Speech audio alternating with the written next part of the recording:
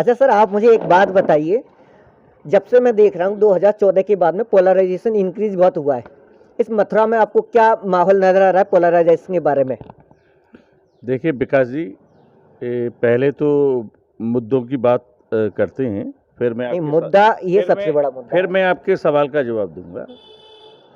देखिए मथुरा में 5-6 मुद्दे हैं। हाँ। यमुना का अभी हमारे भाई लोगों ने यमुना के बारे में आपको बताया। पहला मुद्दा यमुना जी को लेके है। मथुरा वृंदावन में यमुना माँ का के प्रति पूरे देश और विदेश से श्रद्धालुओं का बड़ी आस्था है। दूसरा मुद्दा है यहाँ पर बंदरों का। हाँ, बंदरों का सबसे बड़ा आतंक है। मैं वही बता रहा हूँ आपको। यहाँ मथुरा वृंदावन में और अब तो देहात में भी बंदरों का आतंक हो गया है। ये बहुत ही इस समय जनता के सामने एक बहुत ही बड़ा समस्या बनी हुई है।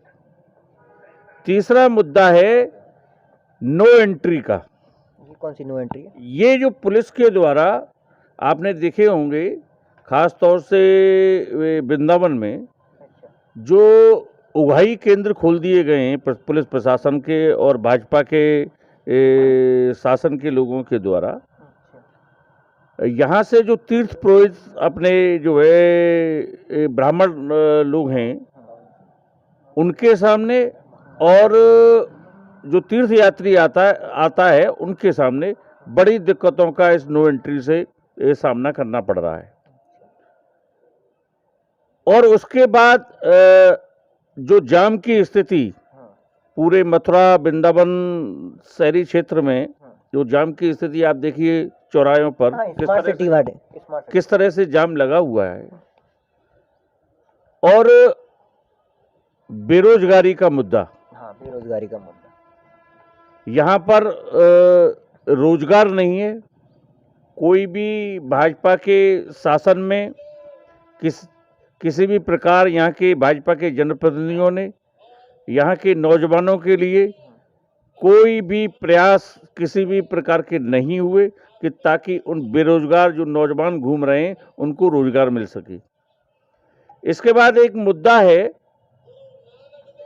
जो महंगाई। भाजपा के शासन में चरम सीमा पर जो महंगाई हुई है उससे मध्यम वर्ग गरीब लोगों की कमर टूट चुकी है। और एक मुद्दा है व्यापारियों से जुड़ा कि जिस हिसाब से नोटबंदी के बाद जीएसटी लागू करने के बाद व्यापारियों के व्यापार की कमर तोड़ दी है भाजपा के शासन में। आज व्यापारी जो मद्दा जैसे बोलते हैं व्यापारी भाषा में, उससे गुजर रहा है। तो मैं सबसे पहले आता हूं यमुना के मुद्दे पर कि यमुना में हजारों करोड़ रुपया भाजपा के शासन में लोगों ने हजम कर लिया। और आरटीआई के द्वारा पूछने पर भी ये भारतीय जनता पार्टी के शासन में बैठे लोग उस पैसे का हिसाब किताब नहीं दे रहे हैं।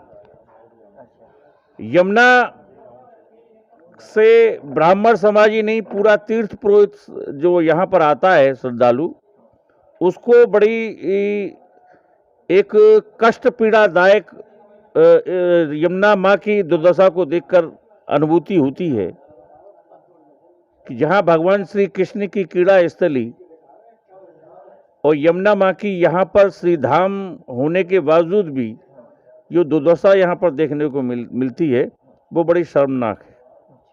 इनकी केंद्रीय मंत्री, जल संसाधन मंत्री उमा भारती जी ने ये कहा था कि मैं अगर गंगा और यमुना को साफ नहीं कर पाई तो मैं जल समाधि ले लूंगी। लेकिन आज तक मैं पूछना चाहता हूं भारतीय जनता पार्टी के उन लोगों से और उमा भारती जी से कि वो जल समाधि कब ले रही हैं। हालांकि मंत्रालय उनसे छिन चुका है।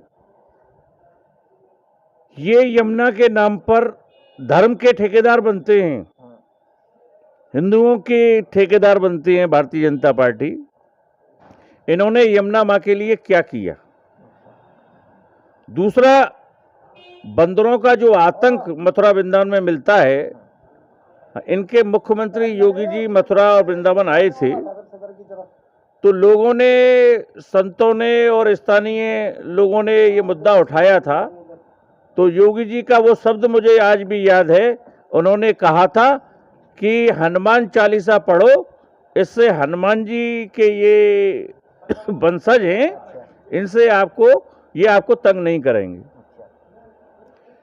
योगी जी से पूछना चाहता हूं कि क्या हनुमान चालीसा यहाँ पढ़ते पढ़ते लोग हमारे, क्योंकि यहाँ धार्मिक नगरी है, तो रोज पढ़ते हैं? अच्छा, मुझे एक बात बताओ, हनुमान चालीसा पढ़ने से मैंने सुना है कि भूत भाग जाते हैं, बंदर कैसे भाग जाएंगे? देखिए, यही तो बात मैं आपको बता रहा हूं कि जिस तरह से यमुना की दुर्दशा, देखिए नगर निगम में भाजपा का शासन है, केंद्र में इनका शासन है, राज्य में इनका शासन है, फिर भी इनकी नगर निगम नाले टेप नहीं कर पा रही है। आज भी मथुरा वृंदावन से लेके मथुरा तक सभी नाले ओपन यमुना जी में जा रहे हैं, और ये बात करते हैं कि हमने टेप कर दिए गए, जबकि एक भी नाला टेप नहीं किया गया। घाटों की जो दुर्दशा है, कितनी गंदगी का आलम है, नगर निगम पूरी तरह से फेल है। भाजपा के बात करते हैं, इन्होंने बंदरों के लिए आए दिन टेंडर निकलते हैं, कहते हैं कि हम बंदर सफारी बनाएंगे, लेकिन आज तक बंदरों से मथुरा वृंदावन की जनता को भारतीय जनता पार्टी की नगर निगम या यहाँ के मंत्री उससे बंदरों से निजात नहीं दिला पाए।